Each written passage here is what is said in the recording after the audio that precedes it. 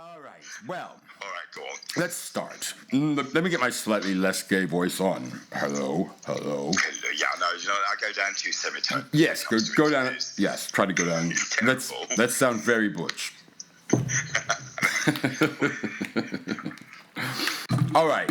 So, I am very excited to have with me on the phone for a little chat about all things DJ and artist life in the time of Corona. A man who has been a personal friend and colleague, collaborator over the years, but also really one of the biggest names in DJing really for the last 20 years on what we would call, I guess, do you just say the gay scene, Wayne? Do you say the circuit scene? I mean, it's strange because when I started out 25 years ago. This was supposed to be this fucking year, 2020. Oh, by the way, I didn't really get to say Wayne G. Okay, go on. Okay, let me just say, right. Ladies and gentlemen, will you make welcome to the world stage via Peyton Presents Sings That Soul Too, baby. DJ Wayne G in the mix, in the house. What do you think? Does that work? Too much? Don't even ask me. You do whatever you need to do, girl. Fucking hell. You can't curse on radio. Okay, so no cursing. No. Have some respect. Okay. Sure. Okay. So yes, I mean let's talk, Wayne, because since 1996, that is what you have on your official bio as the beginning of your illustrious career. 1996. Yeah? Yep. So we're talking, wow, that's 24 years? Yeah, but I actually started in 95. So 96 was I started DJ in 95, and then 96 was the first major gig. And then, so this year, 2020, and was supposed to be my 25th anniversary tour, and, like shit, I was just going to try and drag it out and out and out. But then COVID hit. So, hey, here I am at home in my pajamas at 9 o'clock on a Sunday night. Yeah, you and many other people who work in this industry, entertainment across the board, I think, is a real issue. All the West End musicals are down, just theater, dance music, clubbing, nightlife, entertainment. We've been hard hit. And the thing is, a lot of people, I think, will be surprised to hear that a lot of artists are not set up for this sort of thing to happen because, when you look at a DJ's life, for instance, on Facebook, my life on Facebook, you're always traveling. You're always in another country. It looks very glamorous. It looks like you have made a lot of money, right? I mean, I always think this, if you're just a normal punter looking at someone's social media veneer, you would think that person has a huge amount of money. Look, you're playing for gigs with, thousands of people, and you're always on planes. You're always traveling. And then this hits.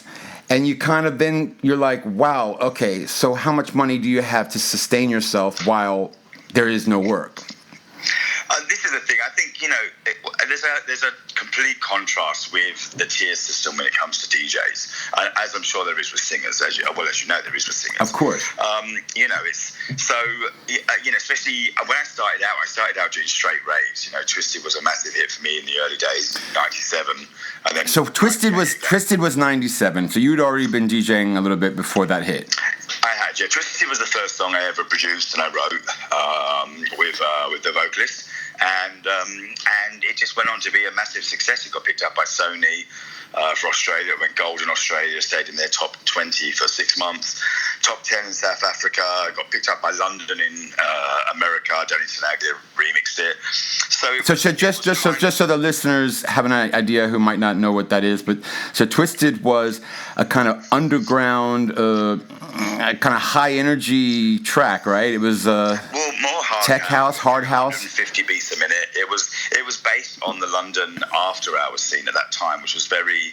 It was ran by like Tony DeVitt, who's God rest his soul, was kind of one of the leading DJs in the world, and Trade nightclub was open to 3 a.m. at Turnmills in London and went till 2 o'clock on a Sunday afternoon. And it was basically just a mock of that lifestyle, partying from Friday through to Monday. And it was kind of done tongue-in-cheek. It was about drugs and sex. And, we never really expected it to go much further than an underground dance hit. And then it just blew up out of all proportion. So... And then you made a and then there was a documentary. Yes. Well, I mean, a kind of self-made, that was never supposed to be a documentary. That was supposed to be little video diaries that we made, for ourselves to look at when we were old and old people's home. We couldn't walk anymore. Well, the time has come, babes. So. Yeah, exactly. Yeah. My Sunday while I'm in my pajamas in 2020, I could watch those all again. Watch a video of you taking drugs 25 years ago, and. Right. Yeah. How comforting. It was weird. I started off doing little gay things in London, more underground stuff, and then hit kind of the really big kind of straight raves through Europe, South Africa, Australia especially, obviously, because it was a top 20 hit there, Japan, through Asia, etc. And it was a very fast-paced time for me, and I was only really 24, 25 when all this was going on. So I didn't have an idea that I should be investing money. I didn't have an idea that I should possibly stick some money aside for later life or maybe buy a property. I was just living the fucking life. Oh, shit. Sorry. Reverse that, we'll cut that out. Yeah, you can say I was just living the life. I was living that lifestyle and I was loving it. And did I party hard like a rock star? Of course I did. Who wouldn't when they were 24 years old and they were put in that situation? When things are thrown at you, you just do them. And then I slowly, that scene was very, very homophobic.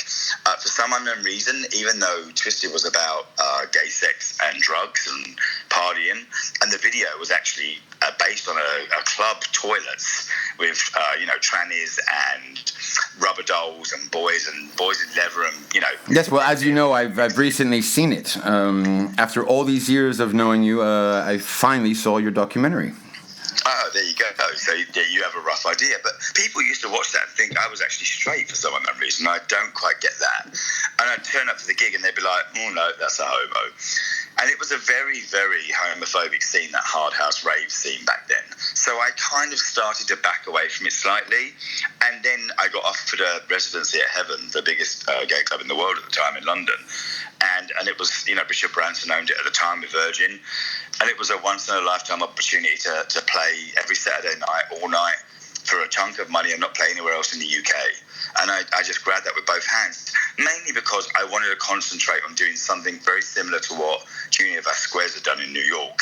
I wanted to create a residency where people came to hear new music, to be educated with music, to hear different styles throughout the night.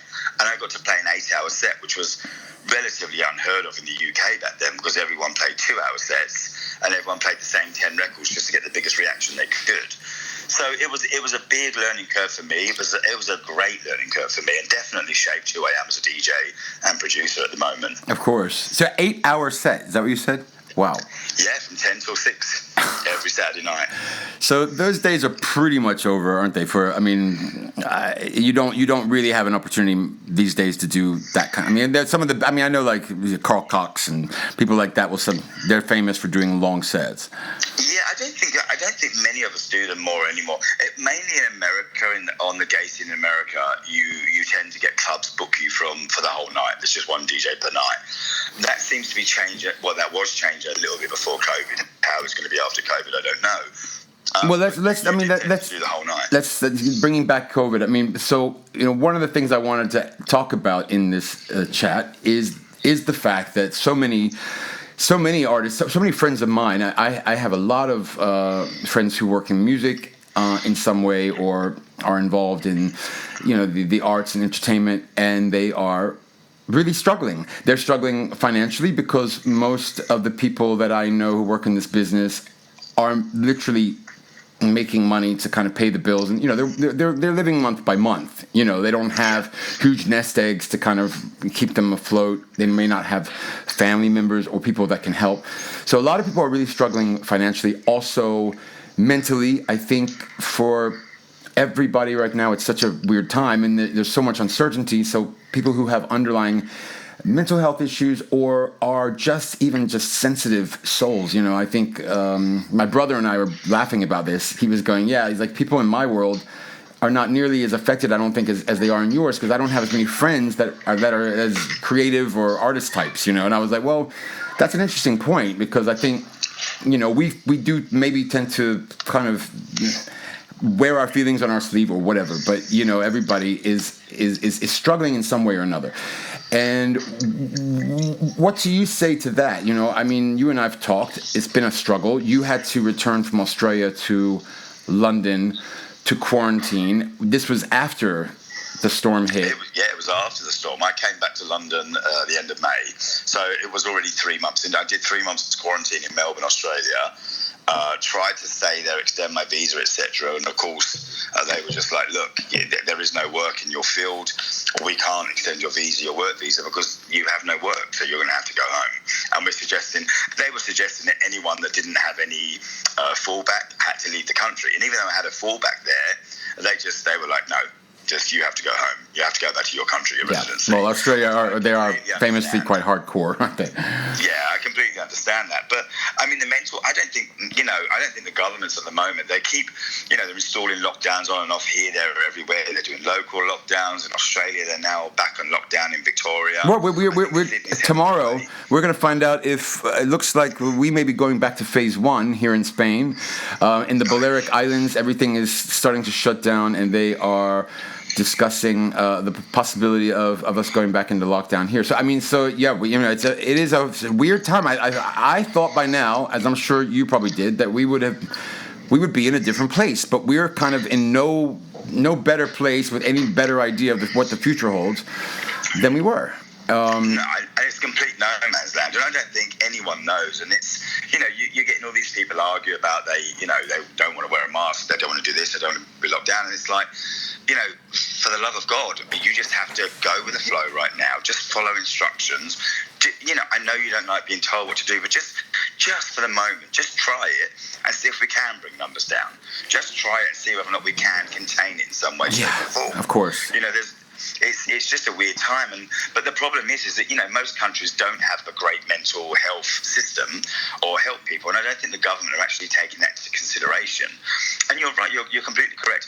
I do believe most creative people are just a little bit more sensitive. They're just a little bit more open, and things affect them in a completely different way, and it's a very dark time for us, especially overnight. Literally, I woke up on a Saturday morning, the news had hit, everything had shut down, and I lost an entire year's worth of gigs overnight. Yeah. And it was I just was staring into space in disbelief, going, what did that just happen? Yeah.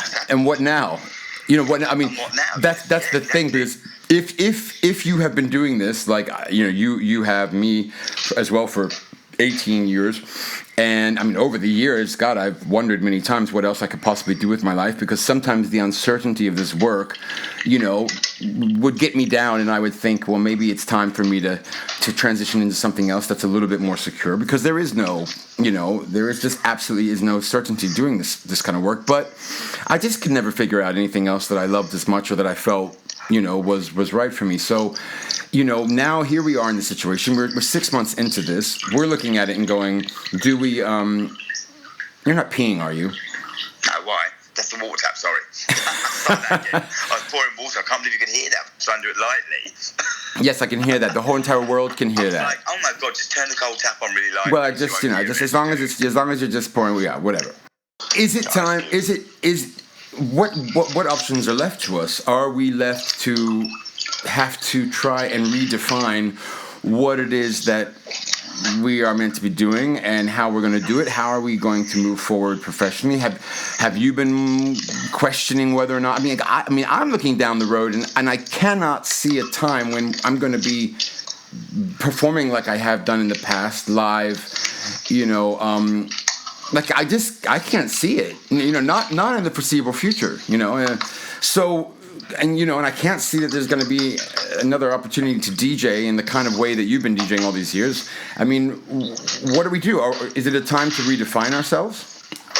Oh, definitely. And I'd like to be really positive right now and say I've been thinking about this for months, and it's all this way, and I've got a path, that's led with disco lights to show me the direction I need to go in. But that's complete and utter crap. I spent 3 months in lockdown in Melbourne first of all, and I drank myself silly. I woke up every morning and I'd pour myself a breakfast martini, and that would continue until I passed out drunk in the evening. I'd wake up in the morning and it'd be Groundhog Day. So when I got back to London, it was pretty much the same thing for a little while.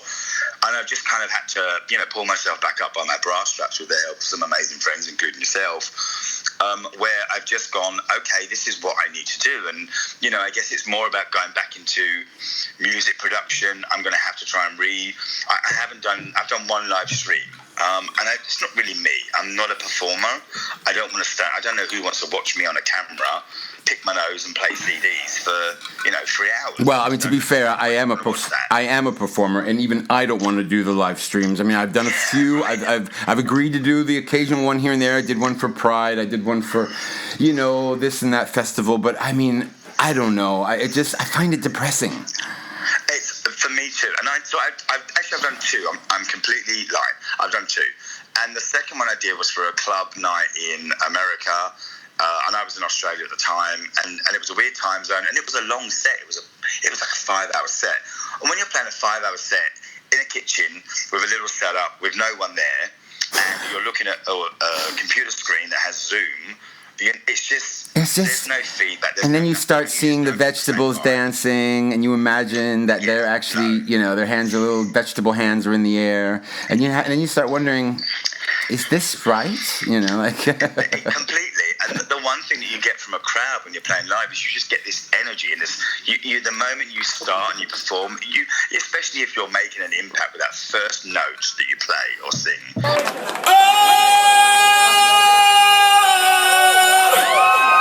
Sometimes I get a feeling,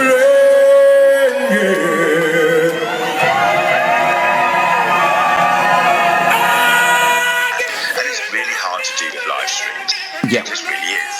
Yeah, I agree. Well, okay, so about the gigs, because now, I mean, you and I met many, many, many years ago.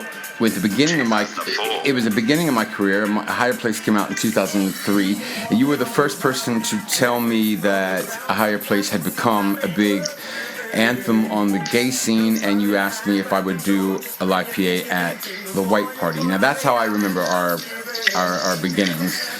And then we have kind of been friends and known each other ever since.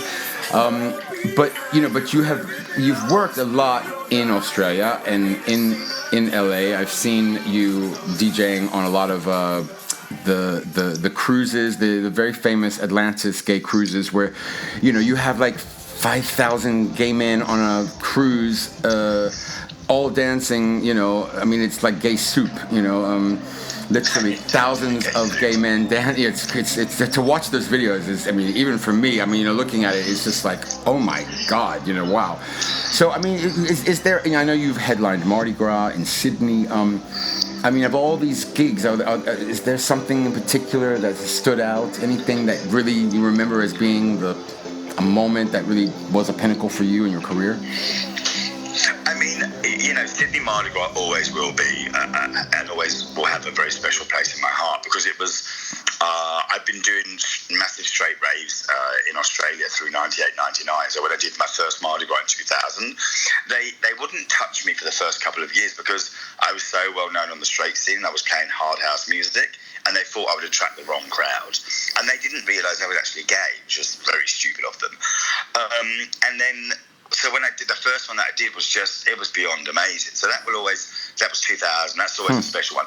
The first Atlantis cruise I did on the Allure of the Seas, which is the biggest cruise ship in the world. I was 5,600 people and has 4,000 staff.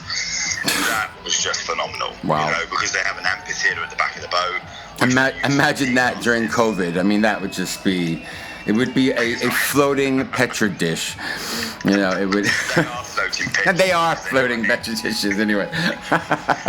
But that's interesting you say that. I didn't know that you had a career before, that was more sort of for the straight scene, because one of the things I wanted to ask you was about the fact that really your career has been, I think it's fair to say mainly on the gay scene. That's where you've had the profile, that's where you've done the gigs, and that's kind of really where your bread and butter has come in. Is that right? For sure, and that was purposely, as I said to you earlier, it was a that rave scene at the time in the late 90s was actually very homophobic. There's no doubt about it. No one was really people. I knew other DJs. There's a couple of very big name DJs that still aren't out, that I know are gay. And I chose to wear my heart on my sleeve like I always do, and just be the person I am. And I was kind of rejected by most of them for it, and snubbed from most of them for it. The promoters. Definitely not. Right. See, that's but the people. But I mean, what's interesting about that is that because for me, I started off, as with Head Candy, and I was doing all these parties, all Head Candy events. Really, Head Candy was it was a lifestyle brand. It was a very gay friendly brand, but it was not actually a gay brand. And the events would be in a lot of regional places all over the UK, and you would have a very straight crowd, but. It was, it was gay friendly. However, I was working on a straight scene, so I broke in onto the straight scene, I guess, like you did. But it wasn't a hostile scene. But when you had me, come and do that white party, it was the first big gay gig I had done since Higher Place had been out, and I'd been doing all this work. Performing live and had all these crowds, and it was just I was used to a certain energy, and then I came out and I remember singing and thinking, oh my God, everybody's just looking at me and going, who does she think she is? It was the opposite. I imagined I was like, oh, this is going to be amazing. I'm going to be like finally with my peeps, and actually I remember feeling very much like, wow, okay, I just want to run back to a Head Candy party where everybody loves me, and not everybody's not staring at me going, why is she standing there holding a mic and thinking she can sing? So, I mean, it's very so I don't think that's the reason why I didn't necessarily pursue a career on the gay scene. I always. In a way, for me, in order to be able to sustain myself, I needed to have more options. So I kind of, I never really kind of labeled myself or categorized myself in that way. But I think for a DJ, you were able to sustain yourself. As a singer, I wouldn't have been able to. I think also, there's definitely a difference between straight crowds and gay crowds. The gay crowds, you have to work a little bit harder to win over. For sure. Yeah. Because they're always. That's what I wanted to ask you. Yeah. At you like, what's she going to do now? Right. It's just that kind of thing. And the music but the music is different as well. I mean, I think. It is. And it is in certain. The thing about the gay scene is back in the 90s, it was just a melting pot of everybody and every sound. London was very known for the hard house thing, yes, but there was this disco sound, this underground house sound going on in little pockets. But it wasn't.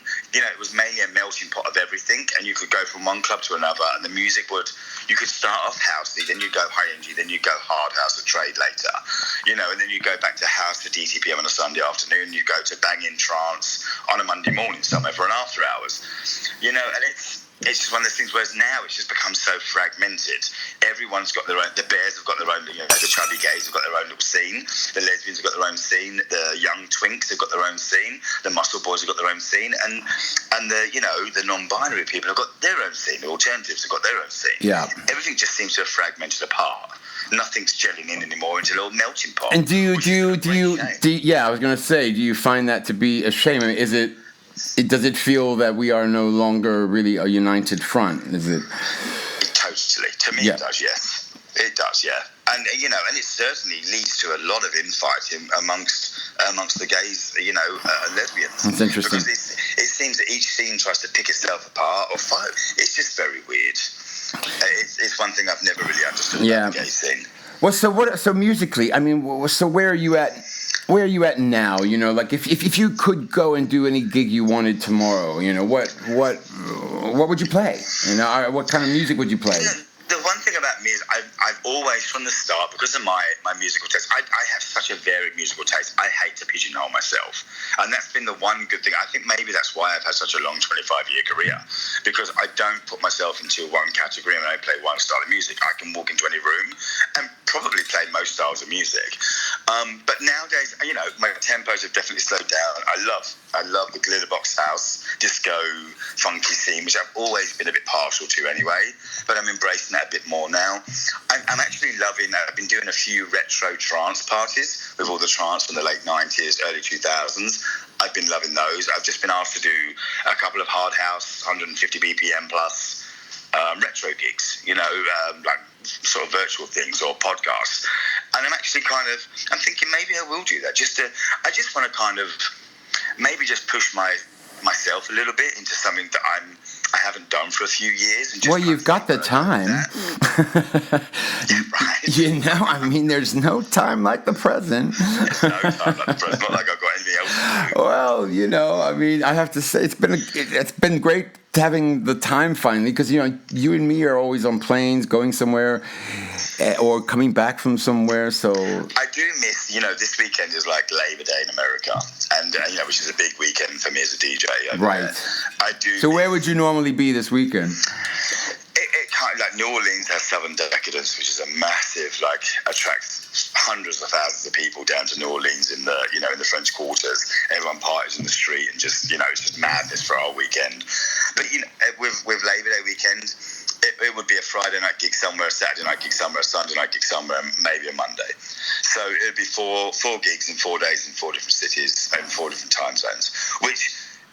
Now I think about it, it sounds exhausting, but I've relished in it for so long now that it just becomes the norm.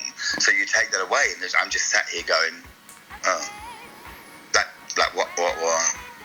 And you just don't know what to say. Yeah. I actually miss going to airports now and having to take my bloody shoes off and my belt off, and put it in my pocket. I'm waiting. I'm actually hoping I'm hoping I get back to the point where I'm wanting to try.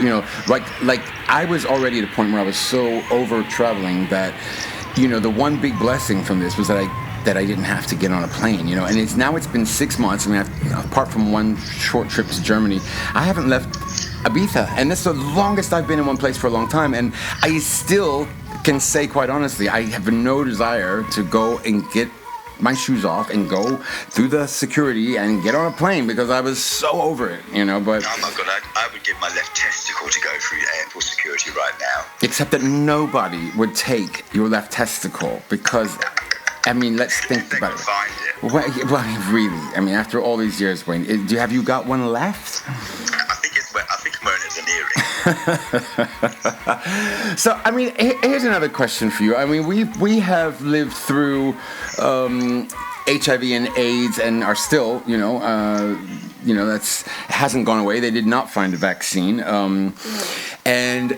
I often wonder, here they are moving so quick on a vaccine to find, and of course, because this is a pandemic, it's affecting everybody. But when you think back to those days, the early days of HIV when, you couldn't even get the attention of the government to do anything about it. It was,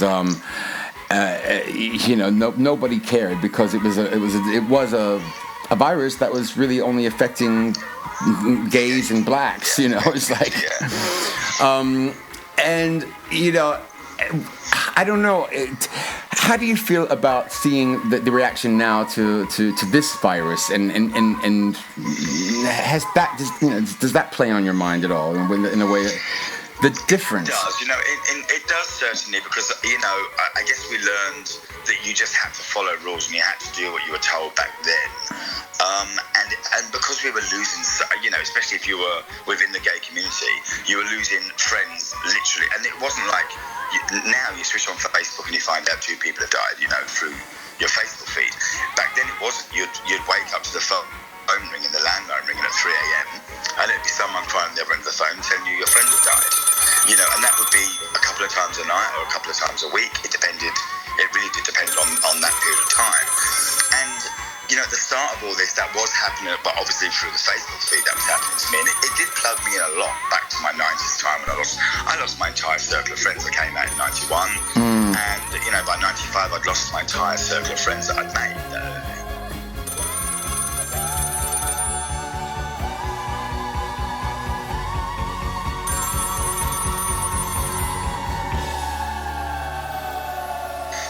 by the time I started DJing in 95, 96, I created a whole new circle of friends, which, thank God, most of them are alive. Some of them have passed. They've left us.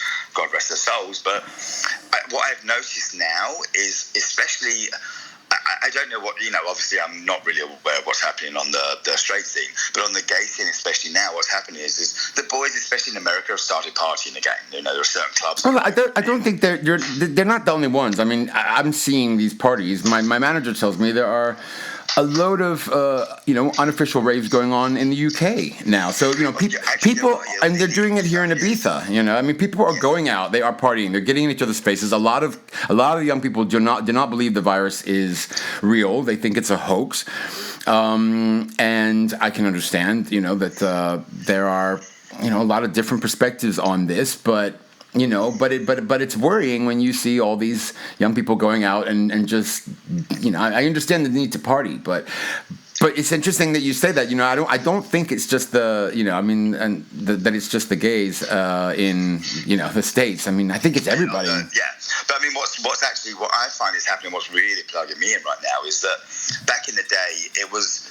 If you disclosed to somebody that you were HIV positive, I had friends that were shunned because they were positive, and the negative boys would be like, well, we don't want him anywhere near us. He's got HIV or he's got AIDS.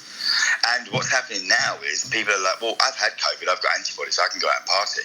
So the boys are having these parties where they're like, well, we've got antibodies, so we can all party together. And it's this whole cliquey mentality where, well, we've had it, so we can party, but you're not part of our gang because you haven't had it yet. And that's what's actually happening. And that's totally what happened in the 80s and 90s with HIV. Yes. It's a very weird thing. Very weird thing to watch happen and repeat again in my lifetime. I never thought I'd see that again. Wow. Well, yeah. I mean, and one wonders, this vaccine that, when it does come, if it comes. Yeah. Which, of course, there's no guarantee it's going to come. But when it, if let's say it does, and then, I mean, listen to Donald Trump. It's coming at the end of October. Well, or Fox News. I mean, but okay, but I mean, I have to admit, and I am really not down with the whole conspiracy theories, and I'm not, I really don't buy into any of this stuff. But the vaccine, there's a part of me that I have to admit I'm a little reluctant to take a vaccine that's been pushed through so quickly. I mean, look at HIV. Here we are. There's still no vaccine. They now have medication that controls it, like diabetes. So, you can live a completely normal life with a normal immune system. There's PrEP. There's PrEP. I mean, what we have to remember here is that, look, but this took 30 years. I mean, how long? HIV drugs. I'm HIV positive, as we all know, and it comes out in my documentary. But what I did in 90, so I found out I was positive when I was 21 in 1995, and I was put on drugs. The AZT was the first HIV or AIDS drug to come along, and that was in 96, 97, I believe, and I started a trial of that. So that was 96, 97. How many years was it from the time that AIDS appeared, that they had? AIDS appeared in the early 80s, so it was a long time. Wow. Okay. So we're talking like 10, 12 years here. Yes. And then it comes, and then these new antiviral drugs come out, and then go ahead, because I think I know what you're going to say. It was a hideous time because it made you, the AZT drug made you sicker than you actually were living with HIV. It was, it was just impossible to live any kind of lifestyle. You couldn't do anything. You were constantly vomiting. You were constantly pooping yourself. You felt awful. You were having night sweats. You were hallucinating. I mean, the hallucination thing sounds wonderful, but it wasn't at the time. And so I'm very hesitant to do something that, especially an American government is trying to rush through, or the Russian government is saying they've got one, and they're saying, hey, this works. And I'm like, I'm not the first one to try that. Exactly. I mean, the 90s, no, ma'am, I'm not going there again. It took so long just to be able to get, a medicine that was, that allowed people who were HIV positive to, to kind of live normal, healthy lives. But this is, this has been around for 6 months, and they're talking about this. I don't know, I'm like, so I wonder, when it comes, I don't know. Then what's going to happen, and then what are we going to do, and and then what's going to happen to our careers? So back to our careers, back to our sad little careers that are on hold. I mean, let's basically, if a vaccine should appear this year, by the time they've got enough to bring it around the world, it's going to be another 6 to 8 months after that. So it's going to be the middle of next year. So basically, nothing's really going to happen to the end of next year. Well, yes, exactly. I don't believe they're going to allow clubs or major events to start again until at least the end of next year, in all honesty. And so in this time, what do you do? I mean, what are you doing? I am going to start knitting. I'll crocheting maybe. I thought you already could do that. I'm sure you made me a little But I T-shirt. throw myself into music production. I'm just trying to focus on. I've spent 6 months in a very dark hole, very, very, very dark hole, where I haven't even wanted to listen to music, and that to me is just such a shock because I can listen to most genres of music and adore them, and I do listen to most genres of music. And there was a time when I would literally.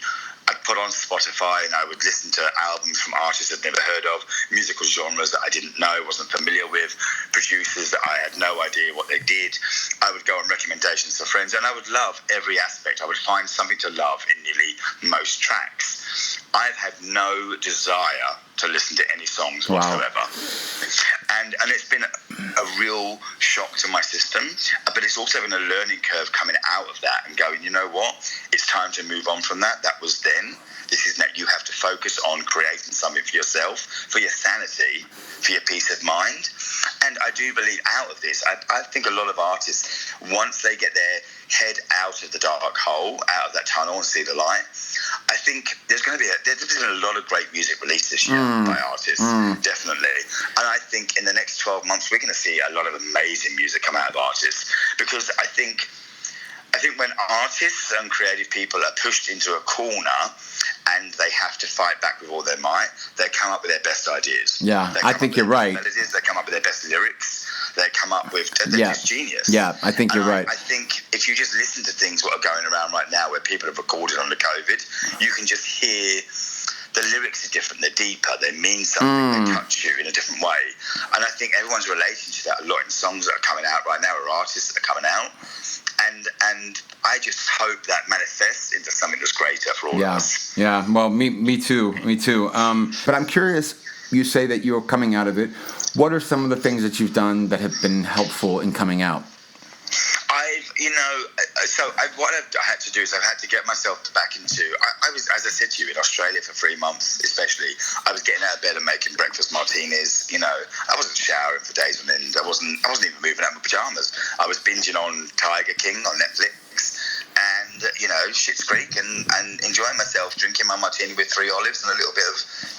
I think we all went through the Netflix binge stage where we were just completely we were all like paralytic, just like lying on a couch watching TV for everybody went through that, and I think everybody kind of then realized they had to graduate out of it. And that's the thing. And what I've had to teach myself over especially over the last couple of weeks is, I'm forcing myself out of bed the moment I open my eyes, even if it's 4 a.m. It's like you have to get up and start your day and be productive. Even if you're doing nothing, just get out of bed, make the bed, go have a shower, put some clothes on. Routine.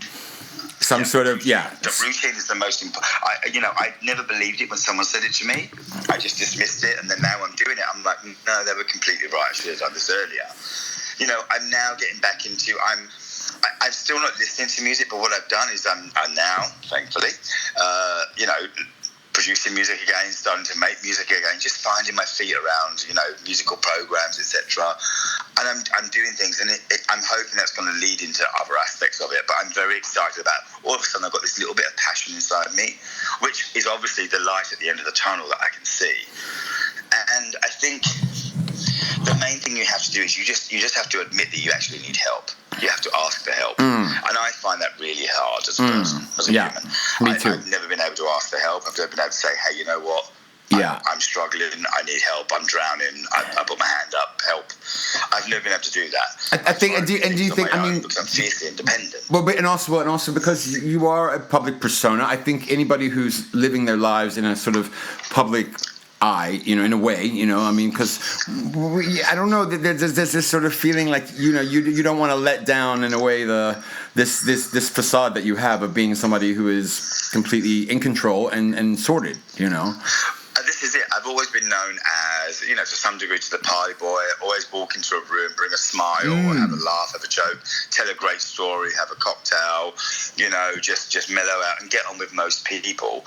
And what I've found, especially in this time, is that, and we discussed this at length, me and you, when it came to social situations, when I got back to London, and I hadn't seen my friends in London for 6 to 8 months, they would invite me to places, sort of social events on Hampstead Heath or a picnic here and a bit there.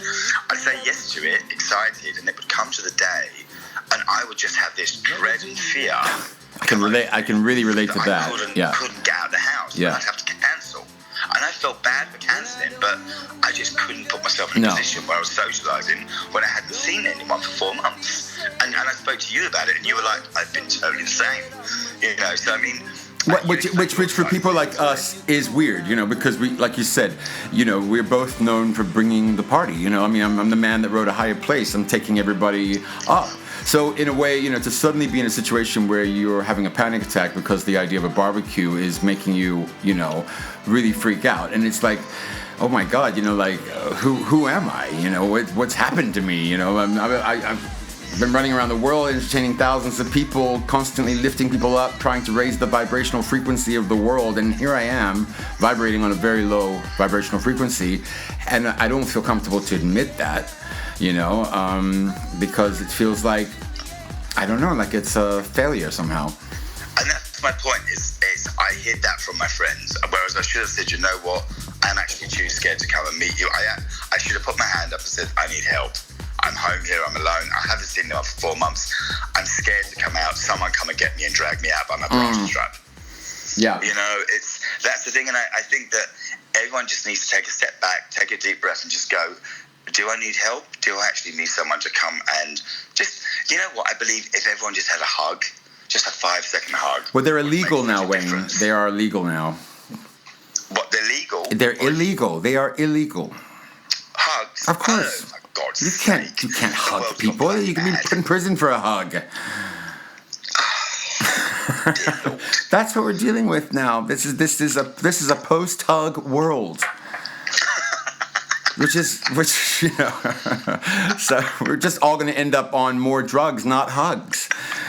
Totally. It's going to cost the government more. Remember hugs are free. Hugs are free. Hugs are free, but hugs are illegal. It's really. Thank you, Wayne, because I think these are times that we do need to all be talking a little bit more, and it's hard, I know, for a lot of us that don't feel comfortable just kind of letting down our guard and expressing everything on social media. So these are chances for us to maybe share our story and let people know that, they're not alone, that we're all in this together, and that you really, not just artists, but everybody, but, our community of artists, DJs, musicians, singers, we need to stick together. It's cliche to say we're all in this together, but we actually are. And the one thing that I think everybody needs to realise and remember is you really need to find the funny in everything. Laugh at yourself. Laugh at the stupid things you think about. Absolutely. Laugh at the dark things you think about. Absolutely. Laugh at the stupid things you do when you stub your toe or you fall over. Find the funny in everything. Yeah, absolutely. Laughter gets you through this shit. I have always believed laughter is like literally like the only medicine for me that over the years I absolutely swear by. It works all the time. And when I was a kid, I remember being in a Chinese restaurant and you get the little like Chinese fortune cookies with a piece of paper inside, and it said he who laughs lasts. He who laughs lasts. And I didn't understand it at the time. I remember the syntax was too weird for me, as a kid, and I just didn't understand it. It was many, many years later that came back to me. And I remember thinking, wow, oh yeah, now it makes sense, because it's true. Over the years, it has been laughter, my friends being able to make fun of me, with me, laugh at me while I'm in whatever state and get me to laugh and see that it's all just another day in our lives, and it's, all of it is something that we can turn into a reason to laugh, even if it's the dark side of it, it's like, I don't know, I agree with you. And just to end it, I've been through some terrible times over my years, and back in the early days of my HIV status, I had a terrible cancer, and I had to go in for chemo, and I would DJ until 6 a.m. on a Monday morning at Turnmills, and me and my 6'4" drag queen friend, who with her wig on was 7'2", we would go to the Chelsea Westminster Hospital on a Monday morning with my record box. I was carrying my record box there. Of course. With the Off Our Face on ecstasy back in the 90s. And I would go into that clinic, into the hospital rather, into the ward, and they would set out my chemo for me to have for my cancer.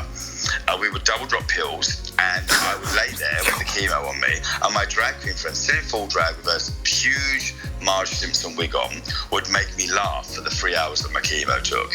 And I truly believe that was the only thing that got me through that. Laughter. Laughter will keep you alive. The ecstasy had nothing to do with it. We just want to say officially that is not a recommended thing to take. Yes, right. Definitely not. But the drag queen with the Marge Simpson wig, we highly recommend. I condone that too. Absolutely. Well, wait, thank you very much for your time. We got to keep each other flying high in the sky of love. And so reach out to your friends, make sure that everybody's okay. And if you can, keep them laughing. Indeed. Anyway, thank you, my friend, and good luck. And thank you, don't fuck it up.